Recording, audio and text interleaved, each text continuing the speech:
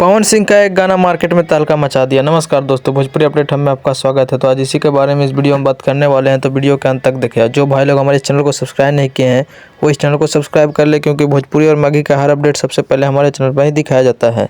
तो दोस्तों, पवन सिंह का एक गाना आया था 8-9 दिन पहले, जिस गाना का नाम है आरा के बबुआन, जो कि भोजपुरी रेडियो के यूट्यूब चैनल पर आया था।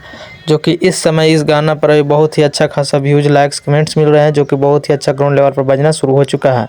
और इस गाने का हर एक लाइन हिट है और बहुत ही अच्छा है, जो कि बहुत ही प्यारा और मधुर आवाज़ में गाए हैं हमारे पावर स्टार पवन सिंह और सृष्टि भारती। और इस वीडियो गाने में है पावर स्टार पवन सिंह और त्रिशाकर मधु, जो कि कमाल के एक्ट किए हैं इस गाने में पवन सिंह और त्रिशाकर मधु ने, जो कि बहुत ही अच्छा है। और अभी इस गाने पर फिलहाल व्यूज़ की बात करें तो अभी हम जब वीडियो बना रहे हैं तो इस गाने वीडियो पर व्यूज़ मिल गए हैं करीब 6 मिलियन के करीब। इस गाने पे व्यूज़ मिल रहा है, जो कि बहुत ही अच्छा चल रहा है। और ये गाना बहुत ही अच्छा ग्राउंड लेवल पर बजना शुरू हो चुका है।